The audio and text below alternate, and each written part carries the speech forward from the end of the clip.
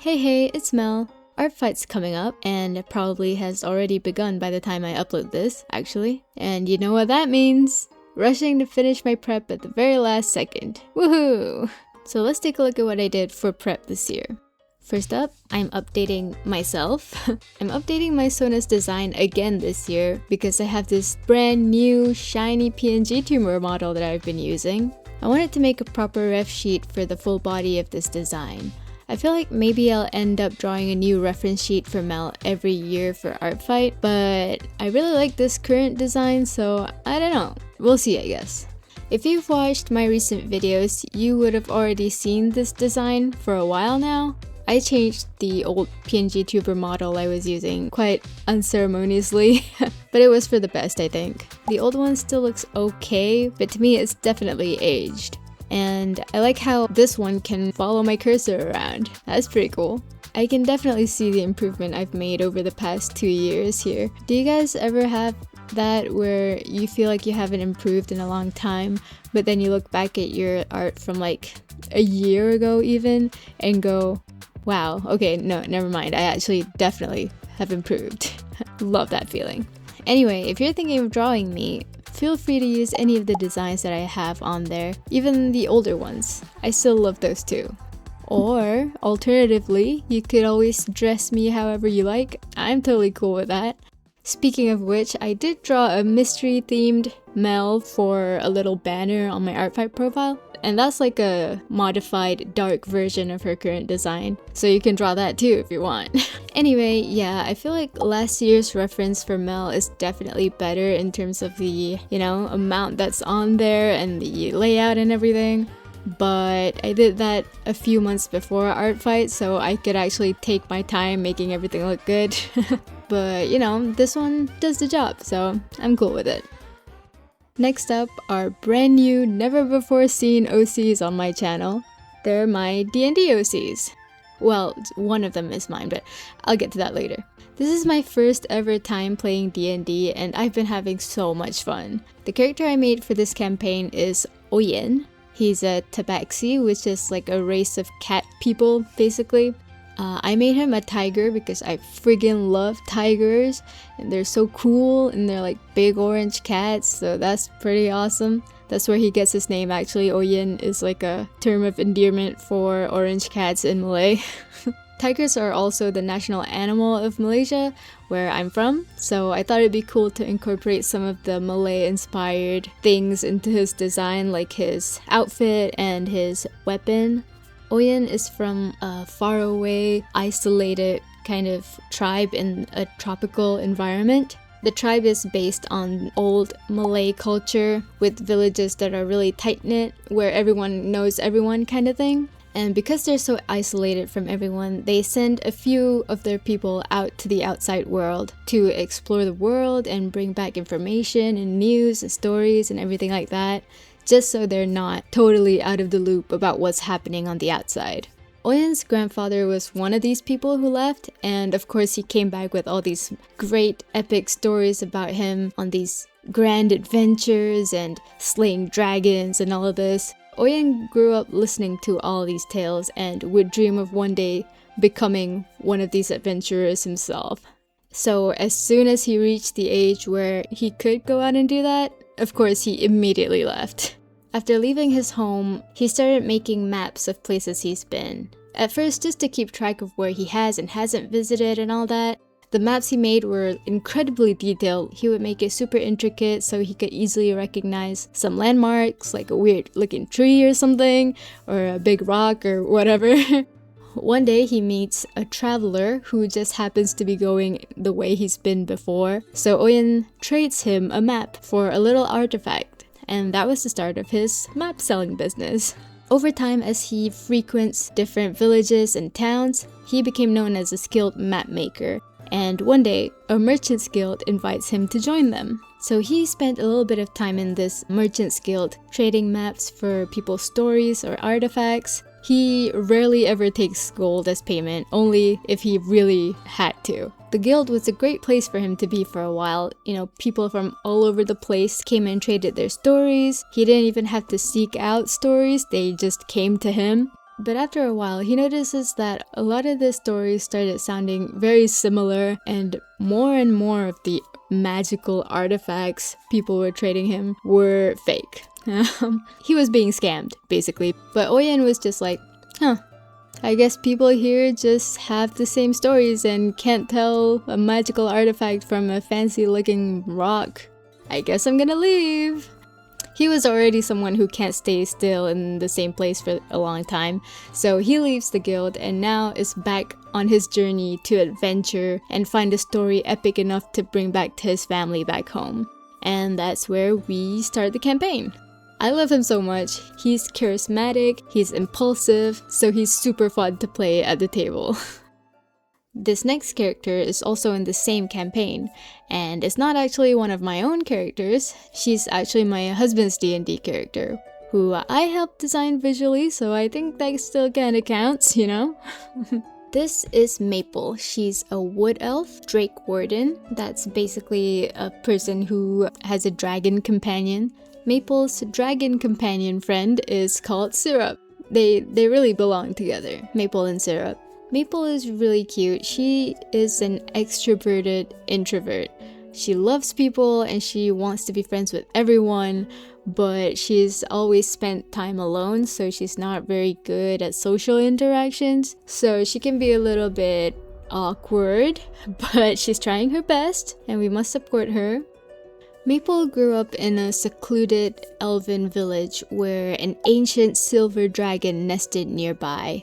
The dragon often visits the village just to chat and socialize with the elves in the village. One day, when Maple was very young, a group of cultists who wanted to kill the dragon began fires in the village to distract the dragon and lure it into a trap. Their plan was to kill the silver dragon as sacrifice to their evil god. During this attack, the village elders were fretting about how to stop the cultists without letting anyone else get hurt. But Maple, being a young, brave, justice-seeking little elf, she puffed up her chest and grabbed her tiny bow and rushed into battle. Before anyone could stop her, she shot an arrow at one of the cultists and hit his ankle. It's not quite the lethal shot that she planned it to be, but it was just enough to distract him for a moment. And that was all it took for the dragon to turn the tables on them. He was able to break free from the trap and put a stop to the cultists for good. As thanks, the dragon gave Maple a large gem and told her to take care of it. And he promised her that it would show its true power once she was strong enough to wield it. And of course, after a few years, Syrup was born.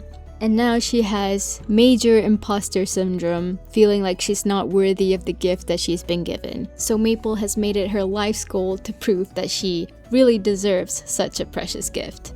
So Maple and Oyen met for the very first time during this campaign. And Oyen, whose only knowledge of dragons were that his grandfather killed a bunch of them because they were evil, obviously, Oyen was not very keen on traveling with Syrup. He's very wary of the little dragon, even though he's like a tiny little baby dragon with like eyes that are looking in two different directions. Oyen is still kind of not trusting of him. Since Oyen doesn't trust Syrup, of course Maple doesn't really trust Oyen just yet. So it's an interesting dynamic. I haven't designed Maple's weapon just yet. Maybe I'll do that at some point, but weapon design isn't really my thing, so I don't know how good I'll be able to make it, but you know, I can try. I'll try doing that. It's probably like made of wood and has like vines on it, or that's what I'm picturing. Maybe for next year I can update her weapon design. That would be cool. Aether update. Okay, so last year I drew all of the reference sheets for my Idol OC girlies. I absolutely fell in love with them since then, and I have a rough idea of a storyline for them. I'm not gonna go into the whole thing, but I'll give you a little bit of a summary. Oh, by the way, the speed paint you're watching right now is like basically a little intro card that I'm making for them. I saw that on the Love Live website. They have these kind of intro card things that they have of each of the characters, and I thought that was so cool and I wanted to make one myself, so that's what I did. Okay, so anyway, the story takes place in a fictional island country, and it's in the middle of Southeast Asia, and I'm thinking this place is like the center of all things entertainment. So all these girls are from different countries in Southeast Asia. So the premise is, these 5 girls passed an audition to become ABC Entertainment's newest girl group, Aether. They were chosen because of their respective skills in different parts of the production, like Lemon is a composer, Sonny does the fashion design, Lila writes lyrics, Cherry and Lila both do choreography, and Nova and Sonny are both rappers. So together, they will make the best idol group ever! Except that the idol agency they're signed up with, ABC Entertainment, which is a placeholder name, by the way, if you can't tell. They've been burned by one too many underperforming girl groups, so they want to invest as little as they can into this group. The only reason that this group even exists is because of Arif, who's their overworked producer slash manager, who's the only one on their side in this whole agency, it seems like. This is his little Tomodachi Life character that I made. I haven't actually designed him yet, but even with Arif's support, the big boss man of the agency is less than enthusiastic about having a girl group that will inevitably fail, so he thinks. So he gives them a seemingly impossible task of gaining 1 million fans in 6 months, or something of that caliber. I haven't exactly landed on what I want the goalpost to be, but yeah, it's something impossible like that. And you know, they're getting absolutely no help from their own company that is obviously rooting against them for some reason. It's probably because they're too busy putting all their eggs into the only idol that's making them money, Hoshi. I haven't designed Hoshi yet either. I'm really excited to, but I don't know, I feel kind of intimidated to design him because he's supposed to be this main star of the company. He's the heartthrob bad boy idol who has millions of adoring fans. By next year's art fight, I'll be sure to design him because I am excited to have them interact. So yeah, this is basically a story of how they overcome obstacles to become a successful idol group, or not. Who knows what the ending is gonna be? I certainly haven't planned that far. The premise of the story is pretty simple. I do have some twists and turns planned in my mind, and I don't know if I'm gonna do anything with the story necessarily, but it's really fun to just make up stories with the characters you have, you know? Oh, and if you didn't see, I did make a short little comic of Lemon and Cherry's first meeting. It's up on my community post if you want to have a closer look at it.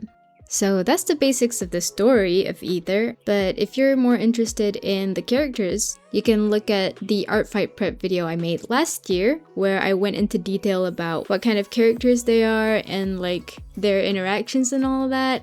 I think it's really fun. I love these characters so much if you can't tell. So if you're curious about that, then go watch that one. Anyway, I really like how all these intro cards turned out. I feel like it would be even cooler if I could add some animations to them. Like maybe I make the stars in the background move a little bit or something simple like that. But I decided to keep it very, very simple so I could actually finish this video in a timely way. I'm so excited to start Artfight. I'm kind of thinking of making a few videos this year to showcase my attacks. Like maybe once every 2 weeks instead of one video for the whole bunch of attacks that I'm gonna do this year. But I'm not sure yet. We'll see, I guess. Let me know if you have thoughts on that. Do you think I should wait until the very end of the month like I usually do and then do like a compilation of every attack that I did? Or should I do like a halfway point maybe? I don't know. We'll see, I guess. I hope you have a great art fight this year. Like the video if you liked it. Thanks for watching till the end. I'll go edit this video now and I'll see you in my attack showcase video. Bye bye!